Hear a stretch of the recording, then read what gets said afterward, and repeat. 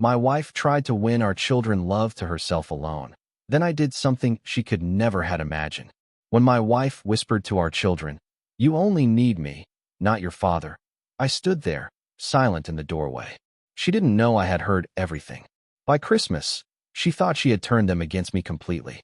By New Year's, she was living a nightmare she never saw coming. For 20 years, I worked 2 jobs, carried the mortgage, paid for every private school trip. She played the perfect mother, while I played the provider. I thought we were partners. But the moment I caught her twisting our kids against me, I realized she wanted to erase me, the man who built this entire life for them. They thought I was just an old fool. They forgot who taught them discipline, who built their security, and who never needed an audience to prove his worth. Justice had to be restored and arrogance punished. You won't believe what I did next. Backhand index pointing right. Before we continue, subscribe to the channel and tell me in the comments. Have you ever seen someone try to steal their children's love unfairly? My name is Thomas, and at 52, I believed I had built the perfect American dream. Our house in Maple Grove sat on 2 acres, complete with the white picket fence I'd installed myself. My wife Helena and I raised 3 beautiful children, 16-year-old Amanda, 14-year-old Connor, and 12-year-old Lily. Helena never worked a traditional job. She claimed homemaking was her calling, and I supported that choice completely. I worked as a construction foreman during the day and drove for a rideshare company 4 nights a week. Every dollar I earned went toward private school tuitions, dance lessons, baseball equipment, family vacations, and Helena's generous monthly allowance. I thought sacrifice was love. I thought providing meant protecting. Helena had different ideas. It started small. "Dad's always working, isn't he?" She'd say when I'd leave for my evening shift. "Good thing you have me here."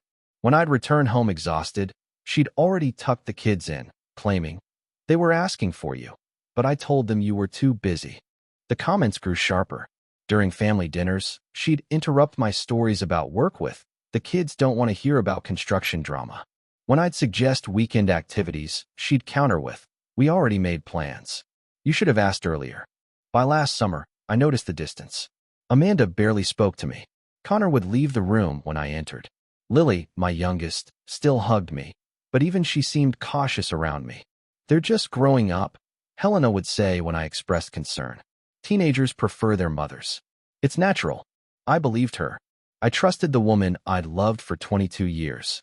I had no idea she was systematically destroying my relationship with my own children. The breaking point came on a rainy Thursday evening in October.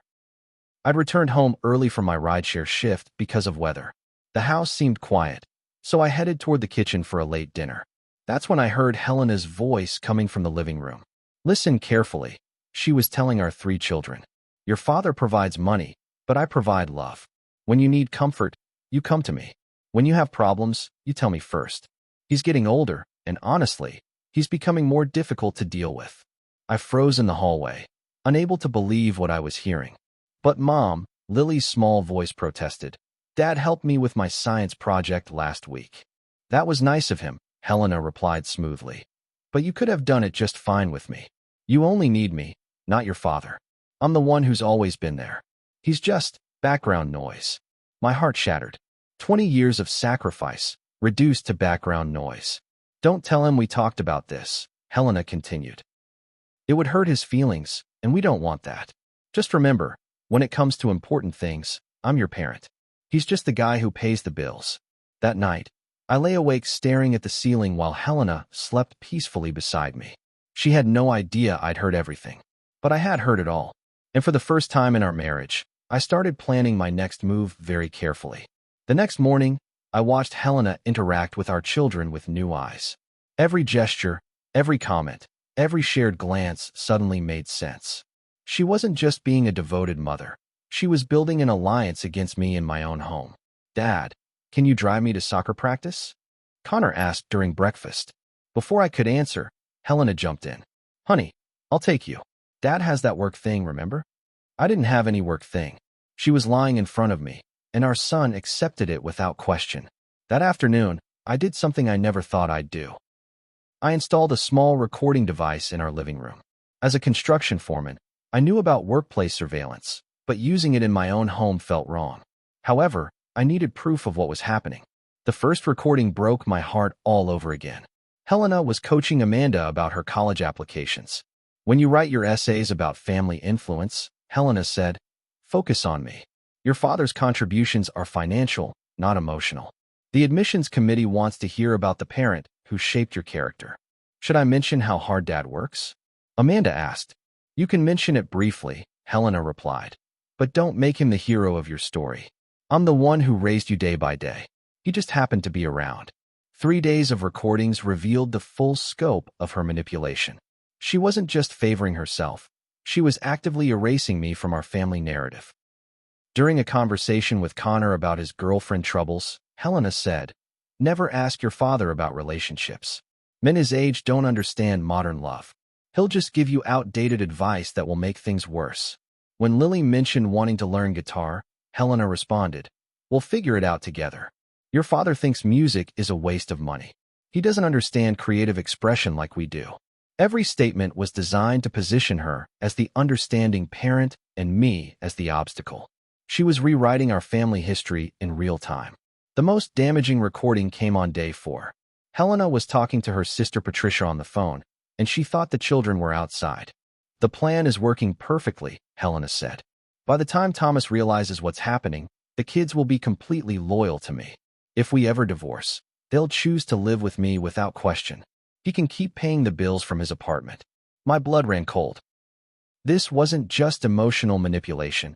It was a calculated strategy for financial security. Are you sure about this? Patricia asked. Thomas seems like a good father. Good fathers are replaceable, Helena replied. Good providers aren't. I need him to keep working and paying, but I don't need him to be important to the kids. Actually, it's better if he isn't. Less complications later. That night, I sat in my truck outside our house, listening to the recording again. My wife of 22 years had just described me as a replaceable ATM. My children, who I loved more than life itself, were being taught to see me as irrelevant. But Helena had made one crucial mistake. She assumed I was just a simple construction worker who didn't understand strategy. She forgot that I'd spent 30 years in business, managing crews, handling contracts, and solving complex problems. She thought she was dealing with an old fool. She was about to learn just how wrong she was. I continued recording for 2 weeks, building a comprehensive library of Helena's manipulation tactics. But audio wasn't enough. I needed visual evidence and documentation that would stand up to scrutiny. My first step was consulting my lawyer, Benjamin Walsh, who'd handled our house purchase years ago. I told him I suspected my wife was trying to alienate my children from me and that I needed to protect my relationship with them. Parental alienation is serious, Benjamin explained. But you need solid evidence. Judges see a lot of divorced parents making accusations. You'll need recordings, witnesses, documentation of her behavior, and proof of the psychological impact on your children. I already had the recordings. Now I needed more. I started paying closer attention to Helena's daily routine. She spent most afternoons with her sister Patricia or her friend Brenda at the country club, gossiping and planning their various social activities. She used our joint credit card for everything, never thinking I might review the statements. That's when I discovered something interesting. Helena had been spending considerable money at a high-end restaurant downtown, always during my work hours, always charging meals for 2. When I cross-referenced the dates with her sister's social media posts, Patricia was clearly elsewhere during those lunches. Helena was having an affair. My friend Kyle, who worked in private investigation after retiring from police work, helped me confirm my suspicions. Within a week, we had photographs of Helena meeting regularly with Derek Chambers, a divorced real estate agent from her yoga class. This changes everything, Benjamin told me when I showed him the evidence. She's not just alienating your children. She's planning her exit strategy while keeping you as her financial support. The affair proves she's been planning this deception for months, maybe longer. But I wanted more than just divorce evidence. I wanted to understand the full scope of her betrayal. I installed cameras in our home's common areas, being careful to avoid bedrooms and bathrooms for privacy reasons. The footage was devastating. When I wasn't home, Helena would actively discourage the children from calling me or including me in their activities. One particularly painful video showed Lily asking if they could plan a surprise party for my birthday. Helena's response was swift and crushing. Dad doesn't really care about birthdays, honey. He prefers to work. Besides, we can't afford big celebrations right now. We could absolutely afford a birthday celebration. I had been saving money for months to take the family on a vacation Helena had mentioned wanting. Another video captured Helena coaching Connor before a parent-teacher conference. If they ask about your father's involvement, she told him, just say he's very busy with work. Don't mention how he helps with homework or comes to your games. Let them focus on what I do for your education. The systematic nature of her manipulation was breathtaking. She had been erasing my parental contributions for months, maybe years, replacing them with a narrative where she was the only parent who mattered. I documented everything. Recordings, videos, credit card statements, phone records, and a detailed timeline of her behavior. I also started keeping a journal of our daily interactions, noting every instance of her manipulation. Benjamin was impressed with my thoroughness. Thomas, you've built a case that clearly demonstrates a pattern of parental alienation and adultery. But what's your ultimate goal here? Do you want to fight for custody? Or are you looking for a settlement that preserves your relationship with your children? I thought about his question for days. Then I realized my answer. I wanted justice. Not just for me, but for my children who were being taught to devalue their father. I wanted Helena to face the consequences of her choices. And I wanted our kids to understand the truth about who had really been there for them all these years. I want full custody, I told Benjamin.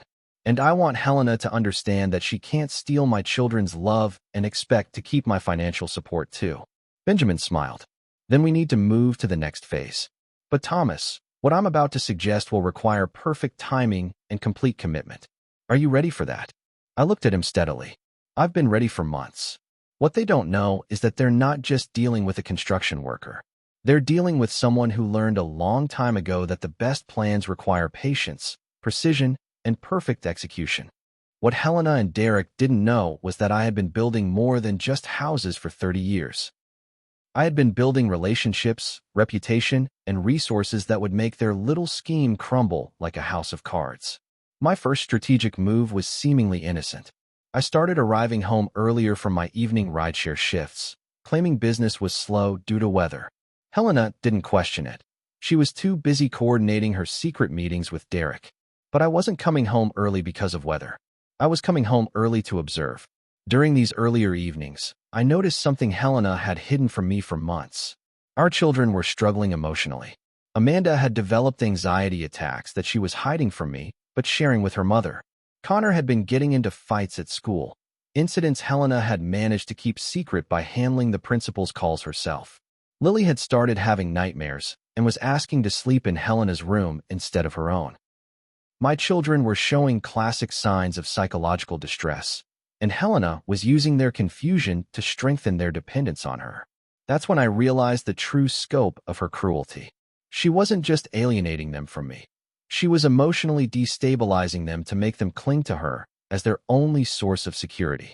I consulted with Dr. Rachel Morrison, a family psychologist who specialized in parental alienation cases. After reviewing my evidence and observing patterns in the recordings, she provided a professional assessment that would become crucial to my strategy. Mr. Thomas, she explained, your wife is implementing what we call emotional manipulation through manufactured crisis. She creates situations where the children feel uncertain or distressed, then positions herself as their only reliable comfort source. Meanwhile, she systematically undermines their confidence in your availability or competence as a parent. Dr. Morrison agreed to serve as an expert witness if needed and provided me with detailed documentation of the psychological harm Helena was inflicting on our children. But my most powerful discovery came from an unexpected source, my own employment records. As a construction foreman, I had detailed documentation of every project, every deadline, and every hour worked over the past 20 years. When I cross-referenced these records with Helena's claims about my absence and unavailability, a clear pattern emerged. Helena had been lying to our children about my schedule. For example, she told them I chose to work during Amanda's school play last spring. My employment record showed I had specifically requested time off for that event, but Helena had told Amanda I was too busy with work to attend. Amanda had performed believing her father didn't care enough to show up. The truth was that Helena had scheduled a secret lunch with Derek at the exact same time as the play, and she needed me to work late so I wouldn't question why she wasn't home for dinner. I found dozens of similar instances where Helena had lied to our children about my priorities, my availability, and my commitment to them. She had been manufacturing my absence while creating her own importance. But Helena had made one critical error in her grand plan. She had focused so intently on turning our children against me that she had forgotten something crucial. I knew our family's finances better than anyone. Every private school tuition payment, every dance lesson, every baseball equipment purchase, every family vacation. I had documentation proving that I was the sole financial provider for all of it. Helena's monthly allowance was generous, but she contributed nothing to our children's actual needs. More importantly, I had been carefully reviewing our joint accounts and discovered something that would become Helena's downfall. She had been slowly transferring money to a separate account that she thought I didn't know about.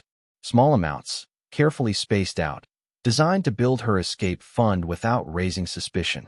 But as someone who managed construction budgets and contractor payments, I noticed every financial irregularity.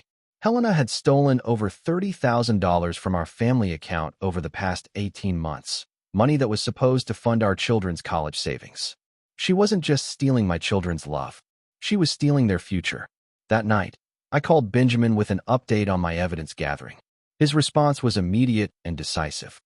Thomas, you don't just have grounds for divorce and custody.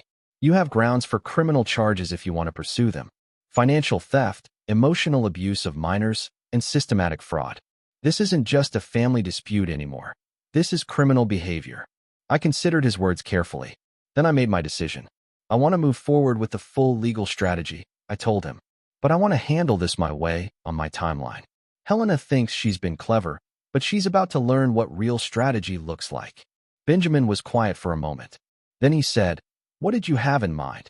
I smiled for the first time in months. I want to give Helena exactly what she's been asking for. I want to show her what happens when she gets everything she thought she wanted. And what's that?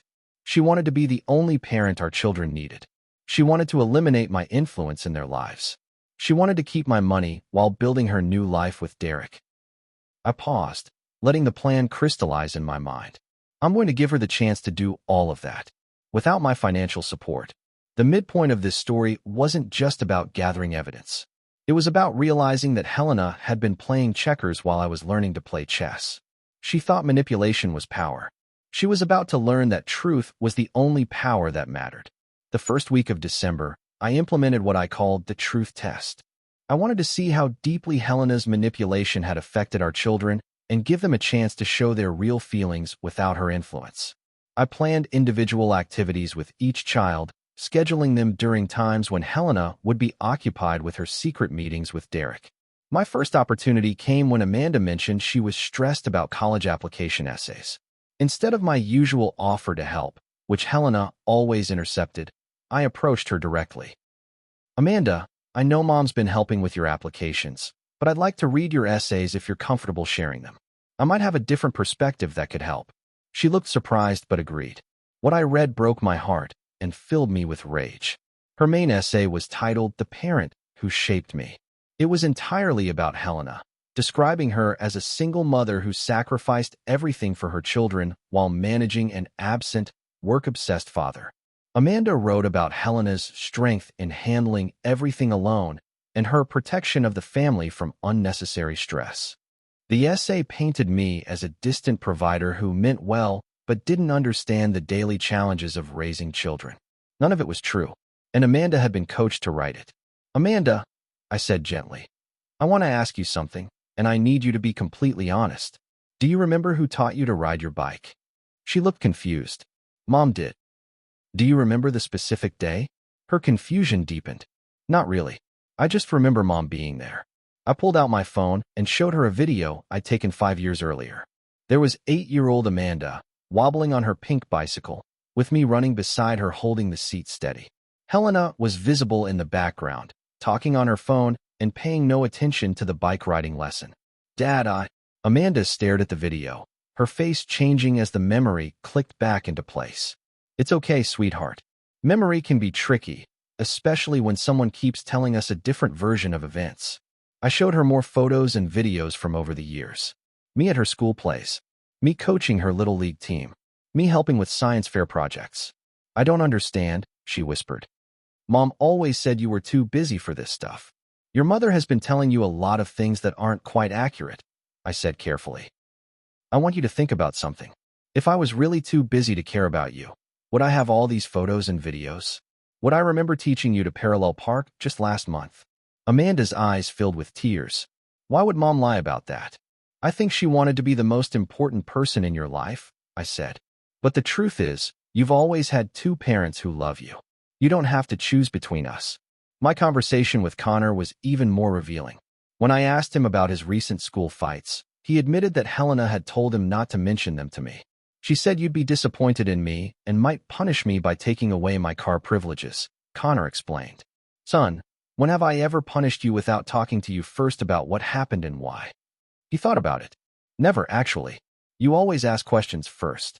And when you told me about being bullied in 6th grade, what did I do?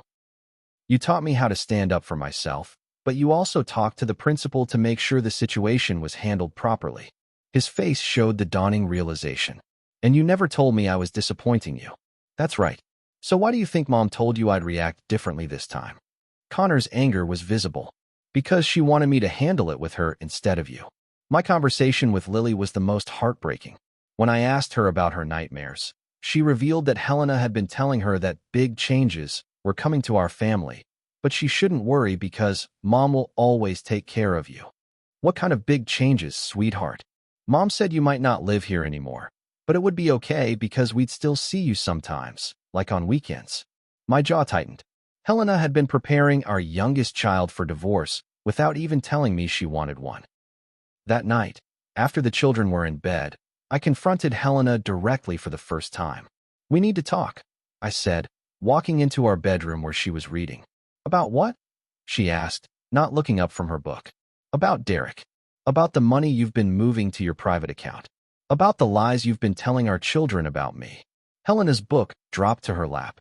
For the first time in months, I had her complete attention. I don't know what you're talking about, she said, but her voice lacked conviction. I placed a folder on the bed between us. Financial records showing the money transfers. Photos of your lunch meetings with Derek. Recordings of you coaching the children to see me as unimportant. Video evidence of you lying to them about my availability and involvement. Helena's face went white. You've been spying on me? I've been protecting my relationship with my children from someone who's been systematically trying to destroy it. She stood up, suddenly defiant. Those children love me more than you. I'm the one who's been here every day. I'm the one who handles their problems. You're just the paycheck. Is that what you think? I asked calmly. Well, let's test that theory. What do you mean? I smiled, and for the first time, it wasn't a pleasant expression. You want to be their only parent? You want them to depend solely on you. You want me out of the picture? Perfect. Let's see how well you handle being their only source of everything. Helena's defiance faltered. Thomas, what are you talking about? I'm talking about giving you exactly what you've been working toward. Tomorrow morning, I'm moving out. You can have full custody of the children. You can handle all their needs, all their problems, all their expenses. You'll finally get to be the only parent that matters. You can't just leave, Helena said, panic creeping into her voice. Why not? According to you, they don't need me anyway. According to you, I'm just background noise. I closed the folder and headed toward the door. Don't worry, Helena. You'll still see me sometimes. Like when you're in court explaining why you committed financial fraud and emotional abuse. As I walked out of our bedroom, I heard Helena calling after me, but her voice sounded different now. Instead of confident manipulation, I heard the first notes of genuine fear. Phase 1 was complete. Helena had been so focused on isolating me from our children that she never considered what would happen if she succeeded. She was about to find out. I spent that night in a hotel, but I wasn't hiding. I was preparing. By morning, I had scheduled meetings with the school principal, the children's teachers, and my lawyer. I also contacted Dr. Morrison to begin formal psychological evaluations of the children. But my first stop was the most important one, breakfast with my children. I texted each of them separately. Meet me at Sunrise Diner at 7 a.m. before school. Important family discussion. Come alone. All three showed up, looking confused and worried. Amanda arrived first, then Connor, then Lily. They sat across from me in the booth, uncertain about what was happening. Kids, I want you to know that everything I'm about to tell you comes from a place of love. Some of it will be hard to hear, but you deserve to know the truth about what's been happening in our family. I placed 3 folders on the table, one for each of them. These contain evidence that your mother has been lying to you about me for months. She's been trying to make you think I don't care about you, that I'm not available for you, and that she's the only parent you can depend on. Dad, what are you talking about? Amanda asked. I'm talking about the fact that your mother told you I was too busy to attend your school play, when I had actually requested time off specifically to be there.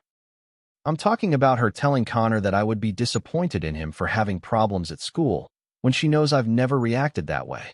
I'm talking about her telling Lily that I might not live here anymore, without ever discussing divorce with me. I opened Amanda's folder first. Your mother has been having an affair with a man named Derek Chambers for at least 6 months. During that time, she's been slowly stealing money from our family accounts, money that was supposed to go toward your college funds. The 3 of them sat in stunned silence as I walked them through the evidence. Photos of Helena with Derek, financial records showing the money transfers, audio recordings of her manipulative conversations. But Dad, Lily said in her small voice, why would Mom do that? Because she wanted to leave our marriage but keep the benefits of it. She wanted to have Derek while keeping me as her financial support. And she wanted to make sure that if we got divorced, you would all choose to live with her. Connor's face was red with anger. So she's been lying to us this whole time? Yes, son. She's been lying to you about me, and she's been lying to me about you. She told me you kids were naturally growing distant from me as you got older. She made me believe it was normal teenage development. That's horrible, Amanda whispered. Dad, I'm so sorry. I wrote that college essay because she told me. You wrote what you believed was true based on the information you had, I said gently. That's not your fault. But now you have complete information, and you can make your own decisions about our relationship. I looked at each of them seriously. Here's what's going to happen. I've moved out of the house temporarily. Your mother wants to be your only parent, so I'm going to give her that opportunity. For the next month, she'll be responsible for everything. All your expenses, all your activities, all your problems. Everything. What do you mean? Connor asked. I mean, she'll be paying for your private school tuition, your car insurance, your phone bills, your dance lessons, your baseball equipment. She'll be driving you to practice, helping with homework, handling any school issues. Everything she's been claiming credit for, she'll now actually have to do. Lily looked scared. Are you abandoning us? I reached across and took her small hand. Never, sweetheart. I'm not abandoning you. I'm giving your mother the chance to prove that you really don't need me. If she's right, then you'll all be perfectly fine. If she's wrong, then you'll learn something important about who's actually been taking care of you all these years. And if we need you? Amanda asked. Then you call me. But understand that your mother has spent months telling you that you don't need me, that I'm not reliable, that she's the parent who matters. I'm going to let her prove whether that's true or not. That afternoon, I received the first panic call from Helena. Thomas, you can't do this. The kids need stability. They have stability, I replied calmly. They have you. According to you, I was just background noise anyway. I never said that. Helena, I have it recorded. You said it multiple times. You told our children they only needed you, not their father. Congratulations. Now they only have you. But I can't afford the private school tuition. I don't have that kind of money. Then I guess you'll need to figure it out. Maybe Derek can help. After all, you chose him over your family. Thomas, be reasonable. I made some mistakes, but we can work this out. We could have worked it out 6 months ago if you had talked to me instead of manipulating our children and stealing our money. Now you'll work it out in court. By the end of the week, Helena's perfect plan was falling apart. She couldn't afford the children's expenses on her monthly allowance. She couldn't handle their schedules without my help. She couldn't manage their emotional needs because she had spent so long manipulating them instead of truly supporting them. The children were calling me constantly, not because I had turned them against their mother, but because they were experiencing firsthand the difference between a parent who provided real support and one who only provided emotional manipulation. Dad, Amanda called Tuesday night, crying. Mom says we might have to switch to public school because she can't afford the tuition. But I'm in my senior year. This will ruin my college applications. And what did your mother suggest as a solution? I asked. She said I should call you and ask you to pay for it. But she also said I shouldn't tell you that she told me to call. I see. So your mother wants me to provide the financial support, but continue to let her take the credit for being your primary parent? I guess so. Dad, this is all so confusing. I don't understand why she did this to us. She did it because she wanted to control the situation without taking responsibility for the consequences. But now she's learning that being the only parent isn't just about getting love and attention. It's also about providing everything those children need. By Friday, Connor called with his own crisis. Dad, I got in trouble at school again, and Mom freaked out. She doesn't know what to do. She kept saying, your father usually handles this stuff. But then she remembered that she told the school she was the primary contact for all discipline issues. And how did that work out? Terribly. She started crying in the principal's office and couldn't give them any guidance about consequences or how we normally handle these situations. The principal asked if they could call you, and Mom said no. So what happened? They suspended me for 3 days because Mom couldn't provide them with any alternative solutions. Dad, you would have handled this completely differently. Yes, I would have. But your mother wanted to be your only parent. These are the results of that choice. The breaking point came Sunday evening when Lily called me, sobbing. Daddy, please come home. Mommy is crying all the time, and she keeps yelling at us for calling you. She said we're not grateful for everything she's done for us. But Daddy, she's not doing anything anymore. She just sits in her room and talks on the phone to Derek. What do you mean she's not doing anything, sweetheart? She's not making dinner. She's not helping with homework. She told Amanda to figure out her own college stuff. She told Connor to walk to school because she doesn't want to drive him. And she told me to stop bothering her with my nightmares. That night, I drove by our house. What I saw confirmed everything Lily had told me. The yard was already looking neglected. Helena's car was in the driveway, but Derek's car was there too. While our children struggled with the consequences of her choices, Helena was seeking comfort from the man she had betrayed our family for. I called Benjamin. It's time for phase 2. Monday morning, Benjamin filed for divorce, seeking full custody of all 3 children. But we didn't stop there. We also filed criminal charges for financial fraud and reported Helena to Child Protective Services for emotional abuse and neglect. The legal documents were served to Helena at 10 a.m. while Derek was at our house. According to my neighbor Kyle, who happened to be working in his yard at the time, Helena's screaming could be heard from the street. By noon, I received a frantic call from her. Thomas, you have to stop this. You can't involve the police. You can't take my children away from me. Helena, they were never just your children. And you're the one who involved others by committing fraud and emotional abuse. I'll give the money back. I'll stop seeing Derek. We can go to counseling. You'll give back the money because the court is going to order you to. You'll stop seeing Derek because he's going to be subpoenaed as a witness in the fraud case. And we'll both be going to court-ordered counseling, but separately. Thomas, please. I made mistakes, but I love those children. If you love them, you wouldn't have spent months teaching them to devalue their father. If you love them, you wouldn't have stolen their college money to fund your affair. If you love them, you would have talked to me about problems in our marriage instead of manipulating our children. That afternoon, Child Protective Services conducted their first interview with our children. The social worker, Ms. Patricia Henderson, was thorough and professional. She interviewed each child separately, then together, then spoke with me and attempted to speak with Helena. Helena refused to cooperate with the CPS investigation, claiming it was harassment orchestrated by her vindictive husband. Ms. Henderson's report was damning. All 3 children showed signs of emotional distress directly related to the parental alienation. They had been systematically taught to mistrust their father while being made emotionally dependent on their mother. However, when given the opportunity to live with only their mother, they had immediately recognized that she was unable or unwilling to provide basic parental care. Mr. Thomas, Ms. Henderson told me, in 15 years of child welfare work, I've rarely seen such clear-cut evidence of emotional manipulation. Your children have been psychologically abused, and they're all showing signs of confusion and anxiety as they try to reconcile what they were told with what they've experienced. What's your recommendation?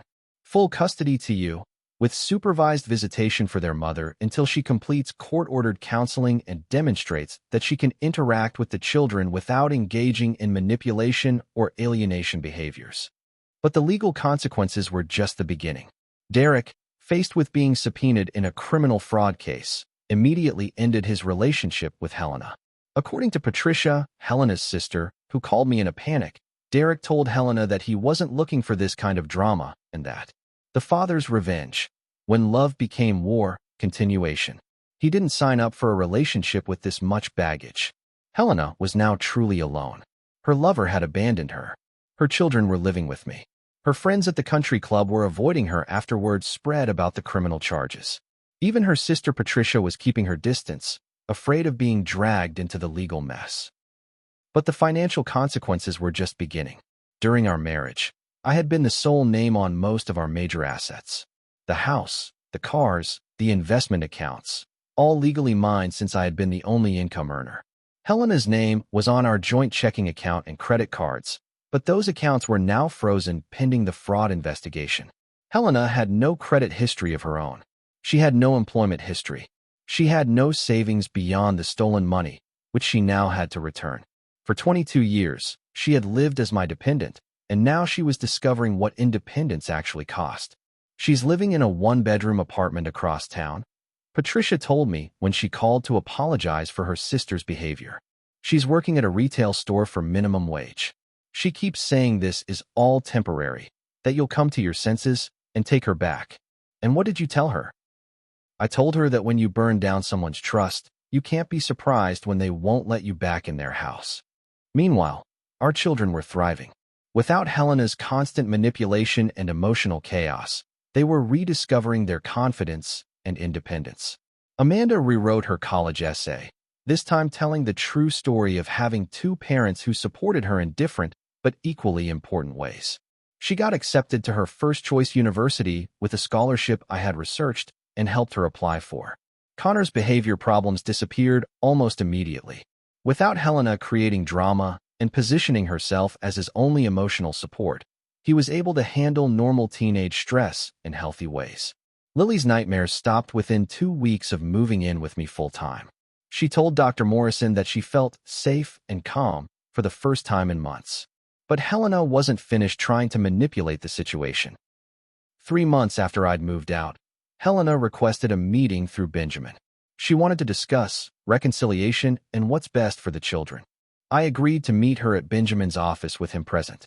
What walked in was barely recognizable as the woman I'd married 22 years earlier. Helena looked exhausted, older, and desperate. Her designer clothes had been replaced with discount store outfits. Her perfectly manicured appearance was gone.